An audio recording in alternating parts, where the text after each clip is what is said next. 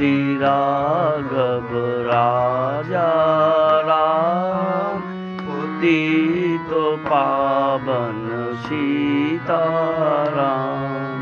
আজ অযোধ্যায় রামলালার প্রাণ প্রতিষ্ঠা। দেশ জুড়ে নানা উৎসব পালন করছে সাধারণ মানুষ। একাধিক কর্মসূচি নিয়ে রাস্তায় নেমেছেন বিজেপি নেতা, মন্ত্রী, কর্মী সমর্থকরা।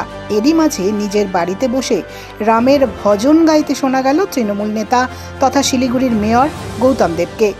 রামের ভজন গাইলেও তার মুখে রয়েছে সম্প্রীতির সুর। জাতি ধর্ম নির্বিশেষে সীতা ও রামকে একসঙ্গে স্মরণ করা উচিত বলে মেয়র মনে করেন।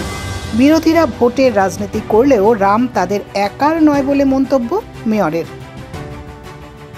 দেখুন, এই রামধনু ভজন এটা জাতির জনকের অত্যন্ত প্রিয় ভজন। এটা সবাই করে এবং এই গানের মধ্যে সীতা মা এবং রামচন্দ্রকে নিয়ে করা হয়েছে এবং এটাতে সর্বধর্ম সমন্বয়ের কথা বলা হয়েছে, ঈশ্বর আর আল্লাহর একাত্মতার কথা বলা হয়েছে। এটাই ভারতবর্ষ, এটাই ভারতবর্ষের ভারতাত্মার মূল সুর এবং সেই সুরই অনুরণিত হচ্ছে এই ভজনের মধ্যে। সেটাই আমরা করছি এবং এর সাথে সাথে আরেকটি প্রাসঙ্গিক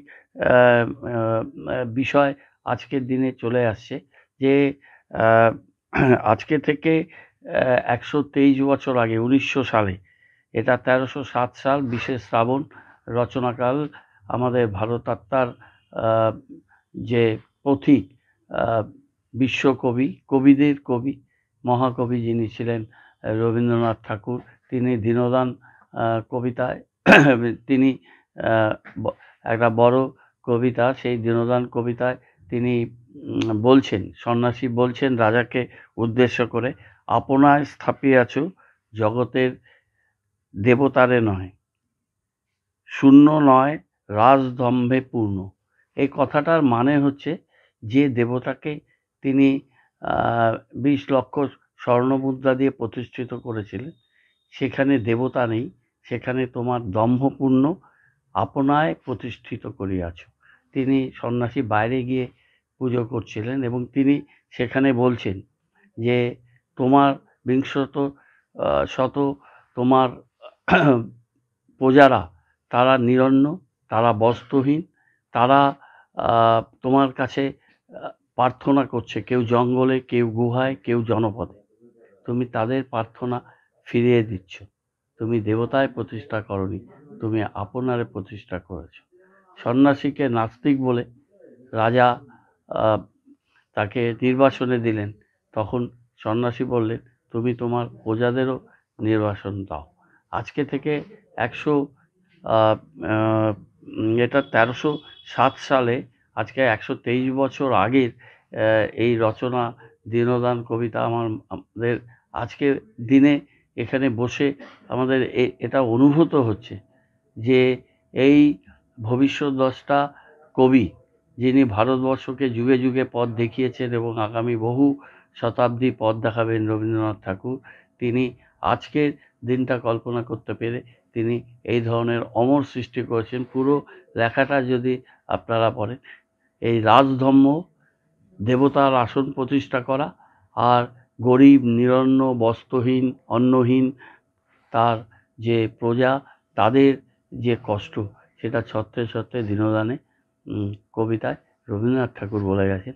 সেটাই আজকের দিনে সমান প্রাসঙ্গিক। প্রণাম জানাই আমাদের বিশ্বকবি রবীন্দ্রনাথ ঠাকুরকে আজকের দিনে, প্রণাম জানাই জাতির জনক মহাত্মা গান্ধীকে, যিনি তার জীবন দিয়ে অহিংসা, সর্বধর্ম সমন্বয়, মানুষে মানুষে মিলন এবং ঐক্য এবং রামধনু গান করতে করতে তিনি তার জীবনকে শেষ করে দিয়েছিলেন।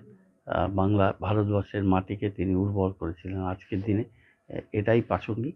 সেজন্য এখানে নিজের ঘরের নিরালায় এই প্রার্থনাই করছি যে ভারতাত্মা জাগরুক হোক, এই রাজশক্তিকে ঈশ্বর আল্লাহ সম্মতি দিন।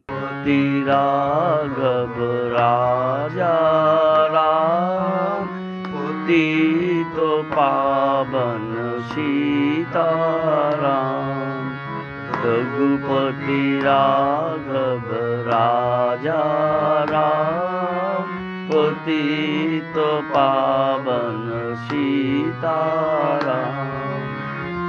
ईश्वर अल्लाह तेरो नाम, सबको सन्मति दे भगवान।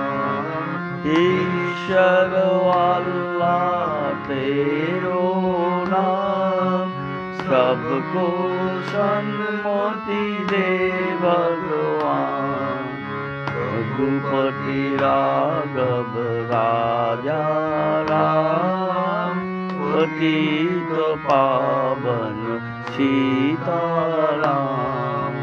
रघुपति राघव राजा राम, पतित पावन सीताराम।